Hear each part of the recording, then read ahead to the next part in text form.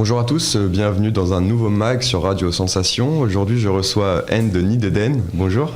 Bonjour. Alors, nous aurions dû vous recevoir à l'occasion de votre participation à une exposition de peinture et de photographie à la petite galerie éphémère à Rouen.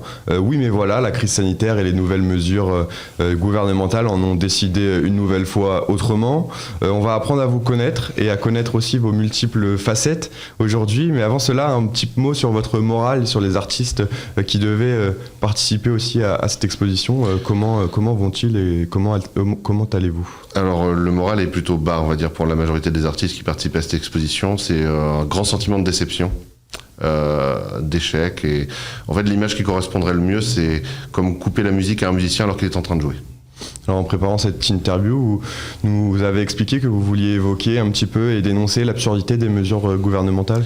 Oui, en effet, disons qu'en observant les choses avec beaucoup de pragmatisme, en fait, on a du mal à comprendre que certains commerces, comme les disquaires ou les libraires, soient ouverts, alors que des galeries ou des musées soient fermés, sachant qu'on applique les mêmes mesures sanitaires dans ces lieux. Et comme on dirait que dans une galerie d'art ou dans un musée, par principe, les gens sont très respectueux et ne touchent à rien. Parce que déjà avant, il y avait un petit paradoxe, les musées étaient fermés, par contre les galeries d'art, vous étiez ouverts. Comment se faisait l'accueil du public, dans quelles conditions ? Alors dans le respect absolu de toutes les mesures sanitaires. Est-ce que vous aviez déjà eu un cluster ? Non, pas ou de des cas avérés ? Non, pas du tout. Alors l'aspect financier aussi est très important, on va rapidement l'évoquer. Comment les artistes s'en sortent-ils depuis un an ? Alors les artistes s'en sortent quand même assez mal. Alors les artistes professionnels ayant des forts revenus en fait s'en sortent bien parce qu'ils ont droit à des aides, notamment en fait auprès de la maison des artistes, etc. Quand ils sont déclarés, ils touchent en fait des aides du gouvernement. Mais pour les petits artistes, même si je déteste ce terme, il n'y a pas vraiment de rémunération de la part du gouvernement et aussi l'impossibilité totale de se diffuser. Alors on va s'intéresser à présent à vous. Vous avez 36 ans, vous êtes poète, musicien et plasticien. Vous êtes d'abord consacré à la poésie et à la musique, avant ensuite de vous tourner vers les arts plastiques. Parlez-moi un petit peu de votre parcours, de votre cheminement un petit peu. Ça a commencé très tôt. En fait, j'ai commencé la poésie très jeune, la peinture aussi. Le dessin et j'en suis venu en fait aux arts plastiques, à la musique aussi quand j'étais jeune et j'en suis venu aux arts plastiques en fait par mon entrée aux Beaux-Arts en fait à l'âge de 25 ans, donc très tardivement. J'avais déjà une petite carrière de musicien, et j'ai décidé de après me lancer vraiment dans les arts plastiques à temps plein et notamment donc principalement la peinture, la photographie et la sculpture. Et aujourd'hui, maintenant, vous vous appelez N de Nid Eden, votre nom d'artiste. Pourquoi ce nom ? C'est un nom qui a une histoire, ça sera très très difficile de le raconter en peu de mots, mais disons que ce sont 3 mots qui symbolisent 3 éléments, qui reprennent le chiffre 3, donc la Sainte Trinité aussi également, mais bon, sans l'aspect religieux. Mais disons que c'est une longue histoire. Je laisse aux gens le soin de déchiffrer par eux-mêmes ce mystère. Alors vous vous qualifiez de couteau suisse. Vous touchez un petit peu à tout dans l'art, mais qu'est-ce qui vous plaît vraiment ? Je suis avant tout poète, mais disons que je m'applique à chacune de mes pratiques artistiques, je m'applique de manière assez absolue en fait, quand je suis dans l'instant de création. Mais je suis avant tout poète, c'est vraiment le domaine dans lequel je me sens le plus libre. La poésie, c'est quelque chose qui vous touchait dès l'enfance ? Oui, c'est la première chose artistique que j'ai faite de ma vie. Quels sont les premiers souvenirs que vous avez de poètes, de poèmes ? Alors, le désir d'écrire de la poésie m'est venu de la lecture des Fleurs du Mal de Baudelaire. Et mon premier poème que j'ai écrit était sur le thème d'Ulysse, du voyage d'Ulysse. Vous l'avez lu à quel âge ce poème Je ne sais pas, il faudrait interroger ma mère à ce sujet, mais je devais avoir dans les alentours de 10-11 ans. Et vos œuvres maintenant, du coup, de qui vous inspirez-vous en termes de poésie ? Et aussi, il y a de la peinture, je crois. Alors il y a de la peinture, oui, tout à fait. Je m'inspire de beaucoup de gens, en fait, étant donné qu'il y a beaucoup d'aspects dans mon travail d'artiste. Mais disons qu'en peinture, ce serait principalement Vincent Van Gogh, qui reste pour moi un maître indiscutable. En poésie, il y a beaucoup trop de choses que j'aime, mais bon, ça va aller de Sylvia Plath en passant par la poésie de Robert Irving Howard et de bien d'autres. Et après, il y a des choses qui m'inspirent, en fait, qui viennent également du cinéma, qui viennent de plein d'autres domaines.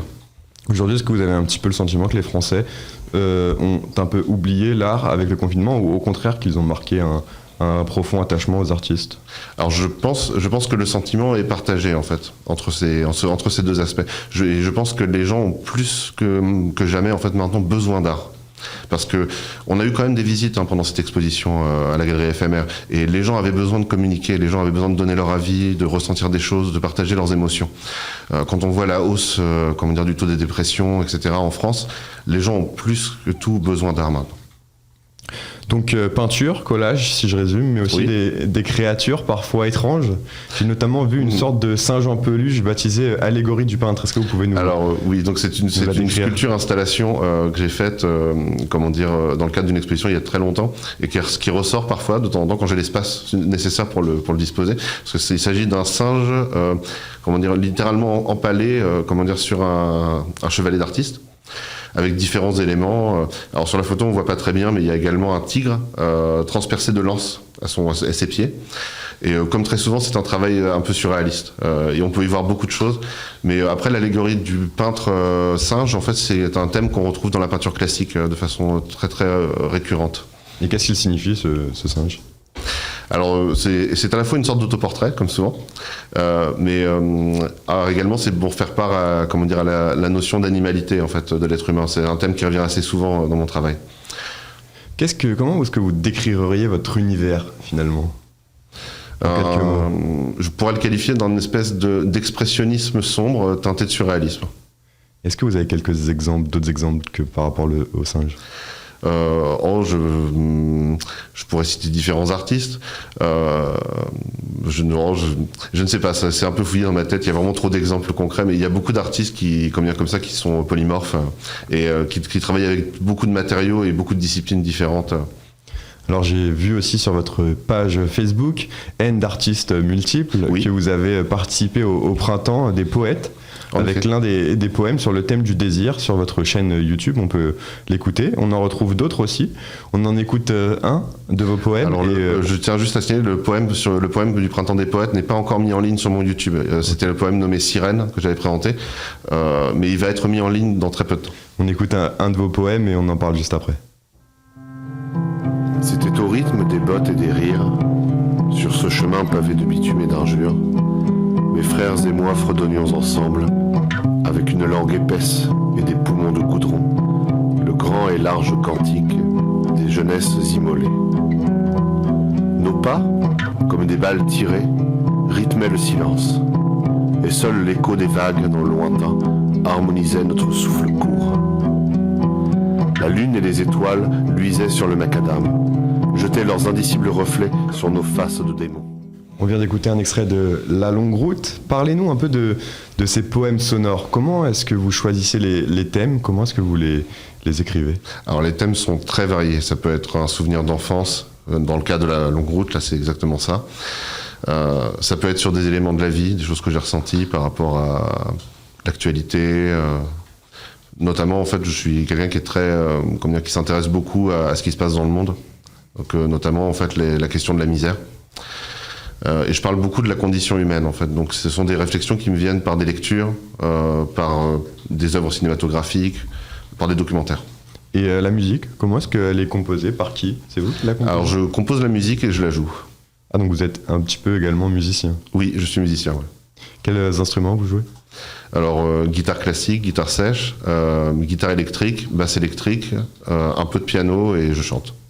Et vous avez appris à quel âge c'est de jouer ces instruments? J'ai appris en autodidacte depuis l'âge d'approximativement, je dirais 15-16 ans. D'autres poèmes vont-ils être publiés bientôt? Alors des poèmes vont être publiés sur la chaîne YouTube de manière régulière, jusqu'à la fin de ma vie, je pense. un petit rappel sur la page YouTube? Un rappel sur la page YouTube. Alors la page YouTube, donc c'est N2 Need Eden.